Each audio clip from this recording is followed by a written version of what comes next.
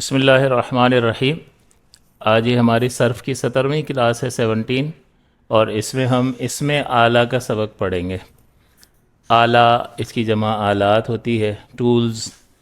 تو یہاں اس کی تعریف یہ ہے کہ یہ وہ اسم ہے جو جس چیز کے ذریعے فعل واقع ہوا ہو اس چیز پر بولنے کے لیے یہ لفظ بنایا گیا ہے، اسم آلہ۔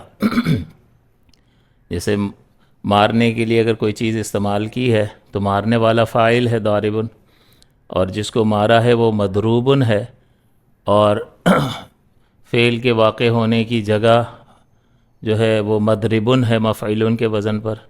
اس میں ظرف کے سبق میں سمجھایا تھا۔ اور فعل کے واقع ہونے کے زمانے پر اگر بولنا ہے تو وہ بھی مضربن مفعولن کے وزن پر لفظ ہے۔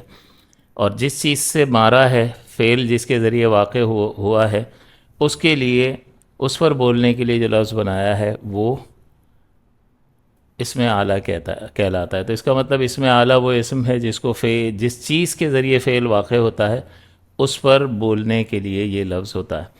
اب یہ آلہ جو ہے وہ چھوٹا بھی ہو سکتا ہے، درمیانہ بھی ہو سکتا ہے، اور بڑا بھی ہو سکتا ہے۔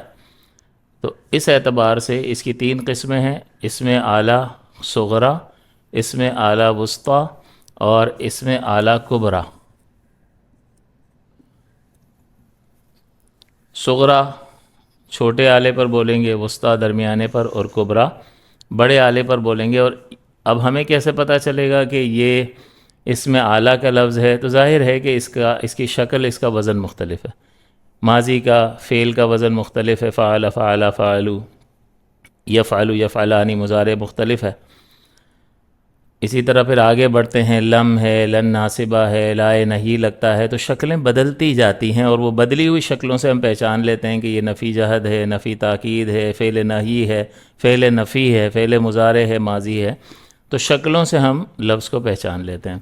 اسی طرح سے اس میں فاعل جو ہے کام کرنے والے پر جو بولیں گے لفظ تو وہ فاعل کی شکل پر آتا ہے، جس پر کام ہوا ہے وہ مفعول کی شکل پر ثلاثی مجرد میں آتا ہے۔ تو اس کا مطلب یہ ہوا کہ لفظ کی شکل سے ہم پہچانتے ہیں، اور جب لفظ کی شکل سے پہچانتے ہیں تو اس کا مطلب یہ ہے کہ اتنے سارے نام ہیں تو ہر ایک کی شکل دوسرے سے جدا ہوگی تب ہی پہچانا جائے گا، ورنہ مکس اپ ہو، اس میں فاعل اور اس میں مفعول کی شکل مفعول جیسی ہو تو بڑا مسئلہ ہو جائے کہ اب اس کو اس میں فاعل قرار دیں یا مفعول قرار دیں۔ تو ہر ایک کی شکل جدا جدا ہے، تو ہم لفظ کی شکل سے پہچانتے ہیں۔ یوں ہی اس سے پہلے جو اس میں ظرف کا لفظ پڑا تو فعل کے واقع ہونے کی جگہ یا زمانے، تو مفعلن اور مفعلن کی شکل پر، اس شکل پر پیچھے کوئی بھی نہیں آیا۔ اس میں فاعل فاعلن کی شکل پر تھا، اس سے مختلف ہے۔ اس میں مفعول مفعولن کی شکل پر تھا، مفعلن اور مفعلن اس سے جدا شکل ہے۔ یوں ہی یہاں اس میں آلہ جو ہے وہ مفعلن کی شکل پر آتا ہے، اس میں آلہ صغرا مفعلن، تو واحد ہوگا تو مفعلن مارنے کا ایک چھوٹا آلہ، مفعلانی مارنے کے 2 چھوٹے آلے، مفاعل مارنے کے بہت سے چھوٹے آلے، اور مفعل مارنے کا ایک چھوٹا آلہ، یہ بھی واحد کا لفظ ہے۔ تو یہ 4 شکلیں آپ کو نظر آئیں گی، تو آپ یہ پہچان لیں گے کہ یہ اسم آلہ صغرا کا وزن ہے۔ تو میم تو بہت سارے، یعنی میم تو اس میں مفعول میں بھی آتا ہے، میم اس میں ظرف میں بھی آتا ہے، مفعلن اور مفعلن۔ لیکن یہاں دیکھیں میم پر دونوں میں فتح ہے، زبر ہے، لیکن اس میں آلہ میں کسرہ ہوتا ہے۔ ایک فرق تو یہ ہے، باقی ان کی شکل مختلف، ان کی شکل مختلف۔ ظرف میں یہاں پر عین کلمے پر کبھی کسرہ آتا ہے، کبھی فتحہ آتا ہے، اور یہاں پر واو آتا ہے، یہاں واو نہیں ہے، تو یہ شکلیں ایک دوسرے سے مختلف ہیں، اگرچہ دونوں میں میم پر زبر ہے یعنی فتحہ ہے، لیکن اس کے علاوہ شکل مختلف ہے۔ تو ہم شکل سے پہچان رہے ہیں کہ یہ اس میں مفعول کا صیغہ ہے اور یہ اس میں ظرف کا صیغہ ہے۔ یہ جس پر فعل واقع ہوا ہے اس پر بولیں گے، یہ جو فعل کر رہا ہے اس پر بولیں گے۔ یعنی اگر مجھے کہنا ہے مدد کرنے والا فعل ہو گیا تو اس کے کرنے والے کو میں ناصر کہوں گا، جس کی مدد ہو رہی ہے اس کو میں منصور کہوں گا مفعول کی شکل پر، اور جو فعل کے واقع ہونے کی جگہ ہے وہ منصرن کہلائے گی، منصرن۔ یا فعل کے واقع ہونے کے زمانے پر بولنا ہوگا تو من سرن، اور مدد کرنے کا آلہ اگر کسی آلے کے ذریعے مدد کی ہوگی تو من سرن بن جائے گا، وہ من سرن اگر وہ مدد کرنے کا آلہ اس میں آلہ صغرا ہوگا۔ تو اب دیکھیں یہ اس میں فاعل ہے، یہ اس میں مفعول ہے، یہ اس میں ظرف ہے، اور یہ اس میں آلہ ہے، اور سب کی شکلیں مختلف ہے، تو آپ ان شکلوں کے مختلف ہونے کی بنا پر سب کو پہچان بھی رہے ہیں، سب کا ترجمہ بھی کر رہے ہیں، اور بات آپ کو سمجھ میں آ رہی ہے۔ یوں ہی ہوتا ہے کہ لفظوں کی شکلیں مختلف ہوتی ہیں اور ان کی شکلوں اور وزن سے ہم پہچان لیتے ہیں۔ ہمارے یہاں بھی یوں ہی ہوتا ہے، اگر ہم کہتے ہیں گیا تو آپ اس سے سمجھ جاتے ہو مذکر ہے، اگر میں کہتا ہوں گئی تو آپ اس سے سمجھ جاتے ہو مذکر ہے، مؤنث ہے۔ تو شکل فرق ہے کہ یہاں الف آ رہا ہے، یہاں یا آ رہا ہے، تو گیا اور گئی۔ آتا ہے، آتی ہے، آپ شکلوں سے سمجھ گئے مذکر اور مؤنث کا فرق۔ آتی ہے، آتی ہیں، آتی ہے، آتی ہیں۔ اب واحد جمع، یہ دونوں آتی ہیں، آتی ہے، اس سے بھی واحد جمع کا فرق سمجھ میں آ گیا، اس سے بھی واحد جمع کا فرق سمجھ میں آ گیا، ہیں دونوں مؤنث کے لیے۔ آتا ہے، آتے ہیں، آتا ہے، آتے ہیں۔ اب یہاں اردو میں بھی شکلیں مختلف ہیں، تو آپ سمجھ رہے ہیں آتا جو ہے یہ بھی مذکر، یہ مذکر ہیں دونوں مذکر کے لیے، لیکن یہ واحد کے لیے ہے اور یہ جمع کے لیے ہے، تو شکلیں مختلف۔ ہمارے یہاں بھی اسی طرح سے ہوتا ہے، تو ایسا نہیں ہے کہ عربی میں ہوتا اور ہمارے لیے کوئی نئی بات ہو، تو اگر ہم اس کو اس کے ساتھ ملائیں گے تو بات بالکل واضح ہو جائے گی کہ شکلوں کے مختلف ہونے کی وجہ سے ہم لفظوں کو پہچان لیتے ہیں اور فرق کر لیتے ہیں، اور ترجمہ کرنے میں ہمیں آسانی ہوتی ہے، بات سمجھ آ جاتی ہے۔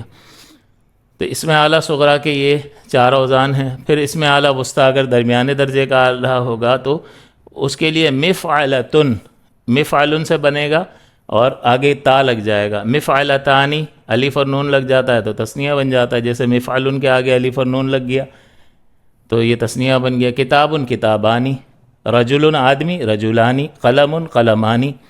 تو الف اور نون تثنیہ کا الف اور نون لگ جاتا ہے کسرہ والا، تو یہ واحد کو تثنیہ میں بدل دیتا ہے۔ مقام، مقامانی، ایک جگہ، 2 جگہیں۔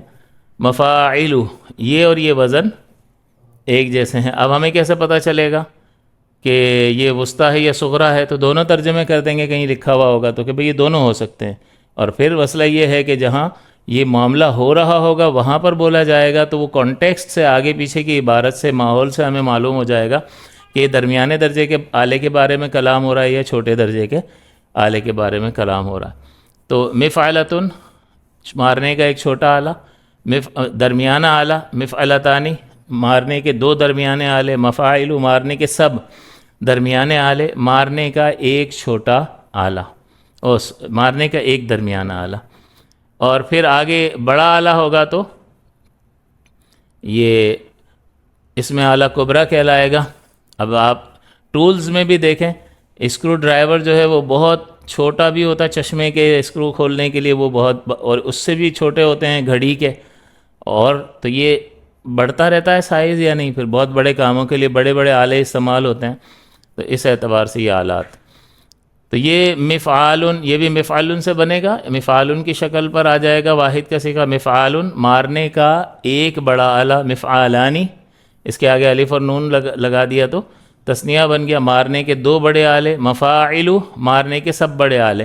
تو یہ تینوں اوزان ایک جیسے ہیں، تو ہم 3 ترجمے کر دیں گے جب اکیلا پریکٹس کے طور پر ہمارے سامنے لکھا ہوا آئے گا، بورڈ پر کوئی پوچھ رہا ہوگا، اور کتاب میں لکھا آئے گا تو آگے پیچھے کا مضمون آپ کو بتائے گا کہ یہ صغرا ہے، وسطیٰ ہے یا کبریٰ ہے، پھر اس اعتبار سے وہاں ترجمہ ہو جائے گا۔ مفعیل، مارنے کا ایک بڑا آلہ، مفعیلۃ، مارنے کا ایک بڑا آلہ، یہ واحد کے لیے دونوں استعمال ہوتے ہیں، یہ واحد تثنیہ اور جمع کے لیے۔ تو بس خلاصہ یہ ہے کہ اس میں آلہ جس چیز کے ذریعے آپ کوئی کام کرتے ہیں اس چیز پر بولنے کے لیے جو لفظ بنایا ہے اس کو اس میں آلہ کہتے ہیں، اور اگر اس کی اصطلاحی تعریف کریں تو یوں ہوگا کہ فعل کے واقع ہونے کی چیز، جس چیز کے ذریعے فعل واقع ہوا ہے اس پر دلالت کرنے کے لیے جس اسم کو بنایا گیا، وضع کیا گیا، اسے اسم آلہ کہتے ہیں۔ تین قسمیں ہیں، صغرا، وسطیٰ اور کبریٰ. ان کے ناموں سے ہی سمجھ میں آ گیا، صغرا چھوٹا، وسطیٰ درمیانہ اور کبریٰ بڑا، اور ان کے یہ اوزان ہیں. یہ بالکل آسان سبق تھا، یہ میں نے آپ کو بیان کر دیا.